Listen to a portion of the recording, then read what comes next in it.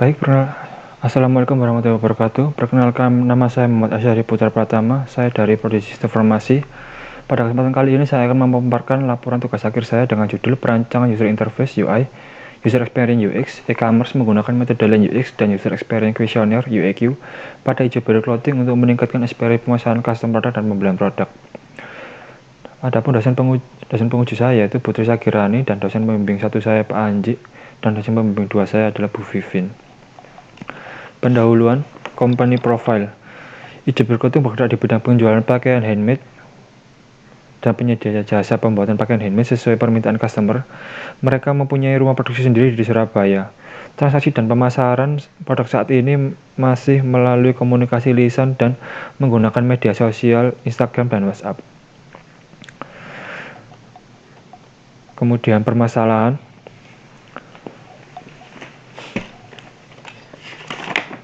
Berdasarkan wawancara dengan pelanggan hijau biru clothing, pelanggan tersebut mengutarakan kendalanya ketika melakukan interaksi via Instagram dan WhatsApp, seperti ketika mencari produk sulit menemukan produk yang dimaksud, informasi produk kurang bermanfaat, kemudian kesulitan menentukan tata letak desain yang akan diterapkan pada produk hanya dengan saling bertukar pesan, sulit menentukan ukuran baju dengan badan, dan tidak dapat melacak pengiriman pesanan secara real time.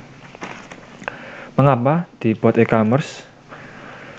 Perlu dibuatnya e-commerce agar dapat memudahkan pihak hijau biru menghandle pesanan dan melakukan branding. Sedangkan untuk pelanggan dapat merasakan pengalamannya lebih baik ketika melakukan pemesanan custom dan pembelian produk.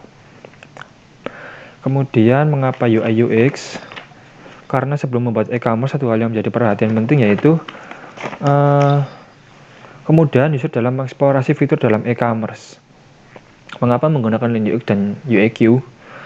Karena Lean UX dapat beradaptasi dan memungkinkan perancang dan pengembang menyesuaikan rencana untuk menanggapi perubahan cepat di pasar atau permintaan yang tidak terduga.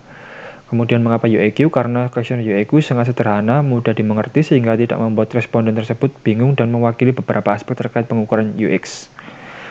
Jadi kesimpulannya,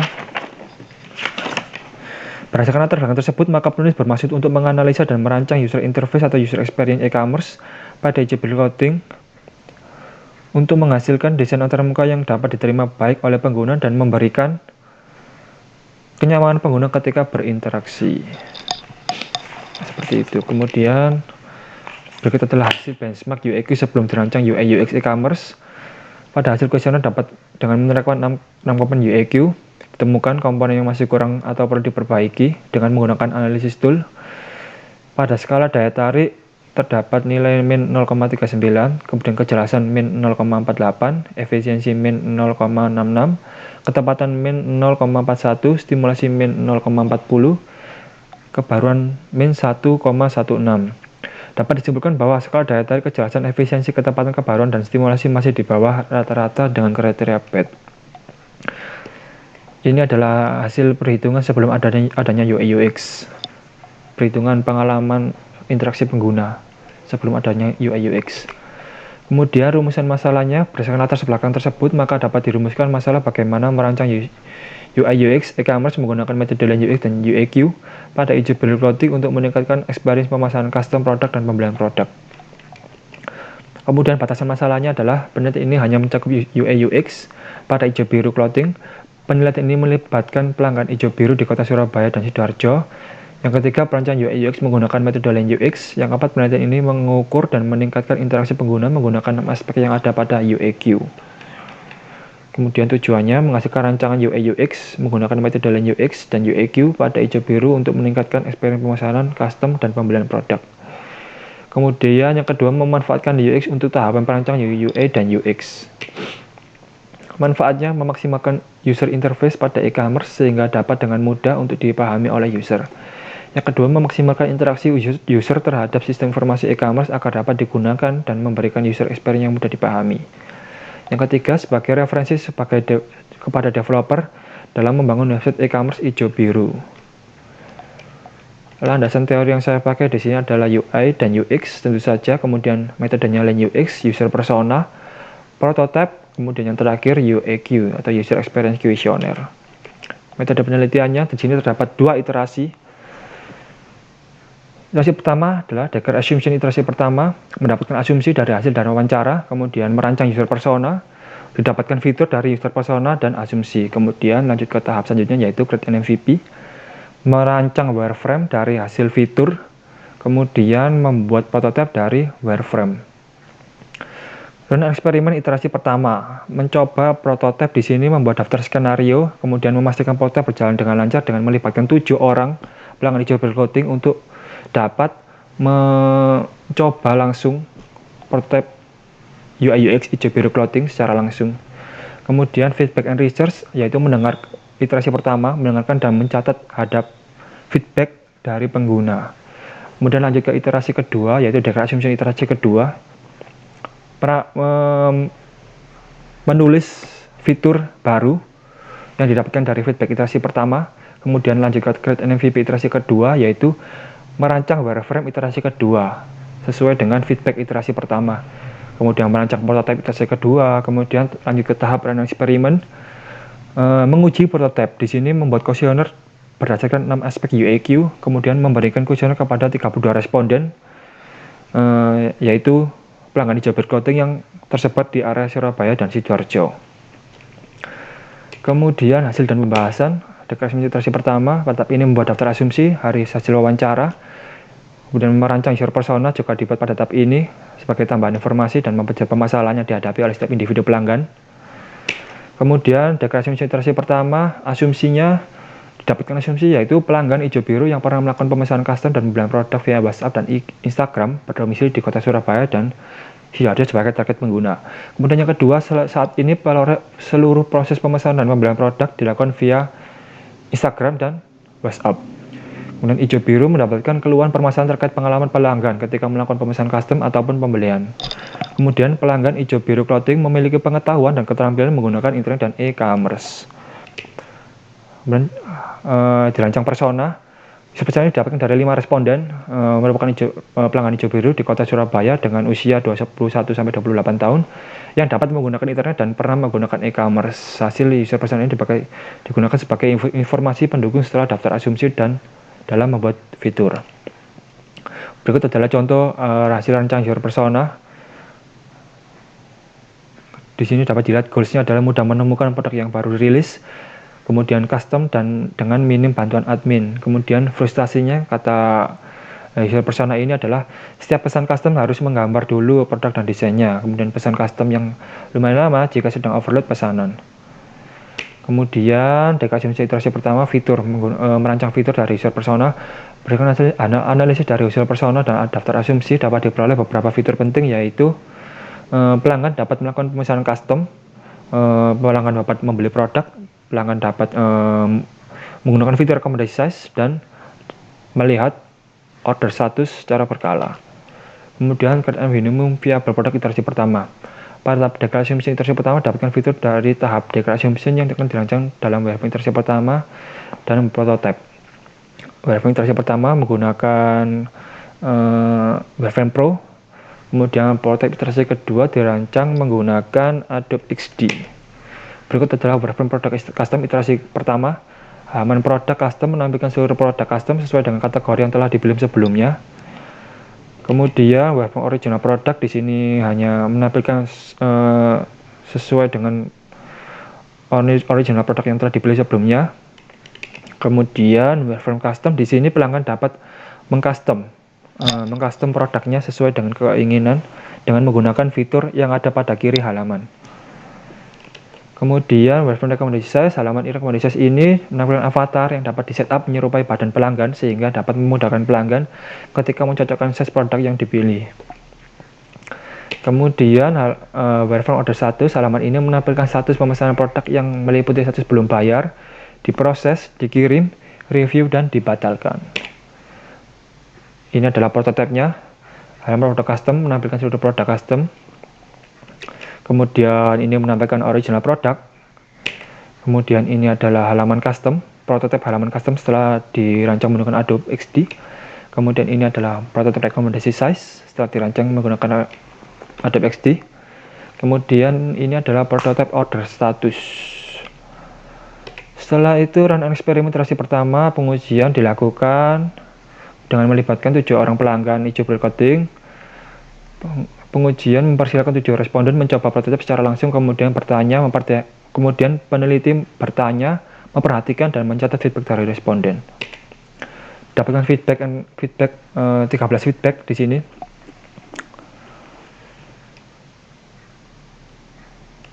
Kemudian declare assumption iterasi kedua, pada tahap ini dilakukan perubahan size font, teks, warna, gambar, dan tata letak pada beberapa fitur yang ada pada wireframe dan prototipe iterasi pertama. Create and minimum viable product iterasi kedua, ini sudah masuk ke iterasi kedua. Wireframe iterasi kedua merubah rancangan sesuai dengan hasil pada tahap feedback and research. Kemudian prototipe iterasi kedua membuat prototipe dari hasil rancangan wireframe iterasi kedua. Di sini terdapat perubahan pada wireframe product custom, menambah sedikit deskripsi pada produk, font judul kategori produk pada halaman produk custom kurang tebal dan letaknya tidak terlihat. Ini setelah diperbaiki seperti ini. Ini juga sama, setelah diperbaiki juga seperti ini. Deskripsi produk pada halaman menambah sedikit deskripsi produk, kemudian menambah font judul kategori produk pada halaman original produk kurang tebal dan letaknya tidak terlihat.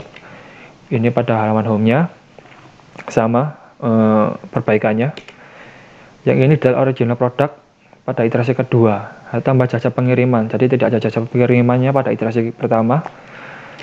Terus ini juga sama, ubah teks upload menjadi upload file pada fitur upload di menu custom. Kemudian menambah sedikit deskripsi produk pada halaman custom produk, font judul kategori produk pada halaman produk custom kurang tebal dan letaknya tidak terlihat. Kemudian prototipe produk custom iterasi kedua, menambah sedikit deskripsi pada produk. Ini prototipenya setelah dirancang wireframe tadi pada iterasi kedua, ini dirancang wireframe prototipenya tetap menggunakan Adobe XD. Kemudian ini adalah prototipe original produk iterasi kedua, sama, ini juga sama. Ini menambah jasa pengiriman. Ini prototipenya setelah dirubah dari wireframe ke prototipe. Kemudian ubah teks upload menjadi upload file pada halaman custom. Kemudian run eksperimen iterasi kedua, pengujian prototipe iterasi kedua dilakukan dengan membuat kuesioner menggunakan UAQ dengan melibatkan 32 responden. Jumlah responden sudah memenuhi syarat untuk melakukan pengujian karena menurut Balai dalam Mahmud jumlah minimal untuk menggunakan analisis data statik ada 30. Pengujian UAQ berdasarkan 6 skala UAQ. Terdapat 7 skala jawaban dimulai dari sangat tidak setuju, cukup tidak setuju, sedikit tidak setuju, netral, sedikit setuju, cukup setuju, dan sangat setuju. Penilaian jawaban disesuaikan dengan panduan kuesioner UAQ yang telah ada. Ini adalah panduannya, bisa dilihat. Kemudian hasil UAQ dihitung menggunakan alat UAQ. Ini hasil setelah memberikan kuesioner kepada 32 responden pelanggan terkait UX yang setelah saya rancang tadi. Daya tariknya meningkat 1,15, kejelasannya meningkat 0,94, efisiensi 1,00, ketepatan 1,44, stimulasi 1,41, kebaruan 1,55.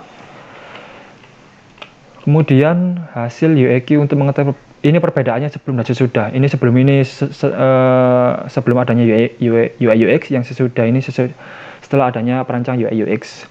Terdapat peningkatan 1,54 di sisi kanan di tabel pada kolom selisih, 1,42, 1,66 pada ketepatan 1,84, pada stimulasi 1,81 dan kebaruan 2,71. Terdapat peningkatan pengalaman pengguna ketika melakukan pemesanan custom dan pembelian produk. Terdapat peningkatan pada nilai skala daya tarik sebesar 1,54, peningkatan pada skala kejelasan 0,94, terdapat peningkatan pada efisiensi 1,66. Kemudian keunggulan diperoleh melalui 4 skala yang mendapatkan nilai di atas rata-rata, yaitu skala efisiensi, ketepatan, stimulasi, dan kebaruan. Penutup, kesimpulannya adalah berdasarkan hasil perhitungan menggunakan UAQ, terdapat 4 skala dengan nilai di atas rata-rata, yaitu efisiensi 1,00 yang berarti pengguna dapat menyelesaikan tugas dengan cepat dan efisien, ketepatan sebesar 1,44 yang berarti pengguna nyaman dalam menggunakan website untuk memesan custom dan pembelian produk.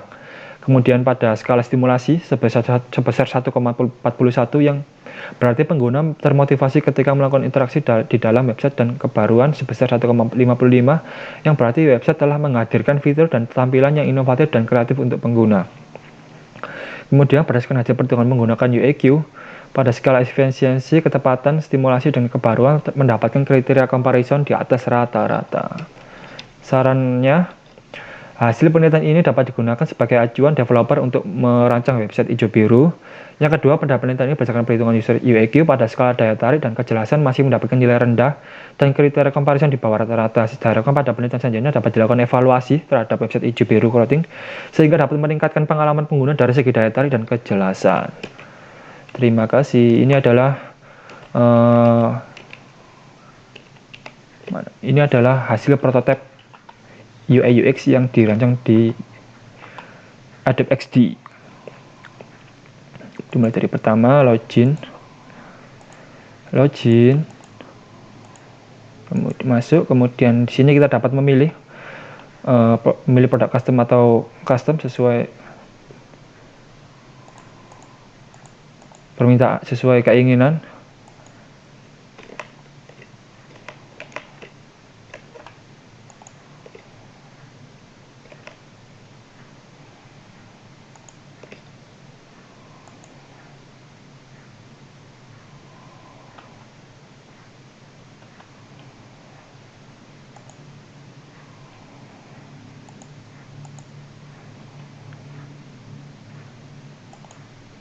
Ini bisa kita lihat rancangannya di sini. Ini adalah halaman home, ini halaman home drop down untuk memilih kategorinya. Kemudian ini halaman produk custom.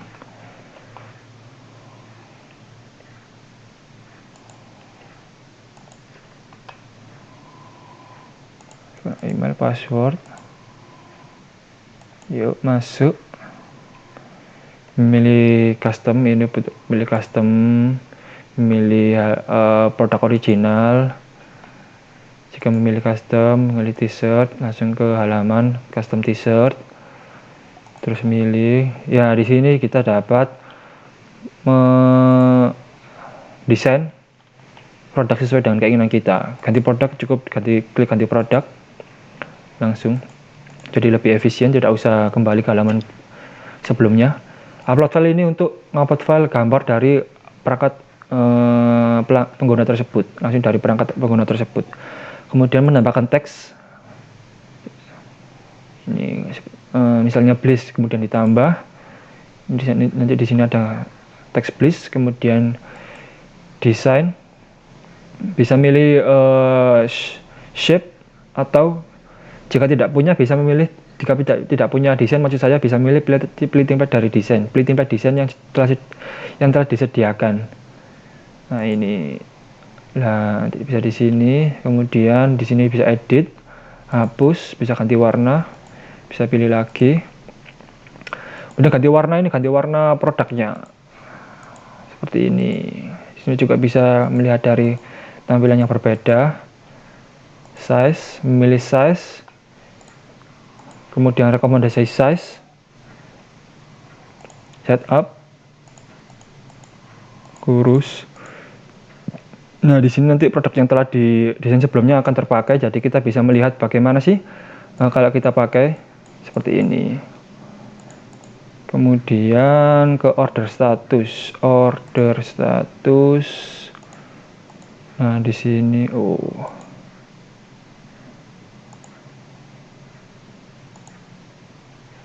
di sini ada alamat pengiriman, ada bayar, kemudian diproses, ada dikirim.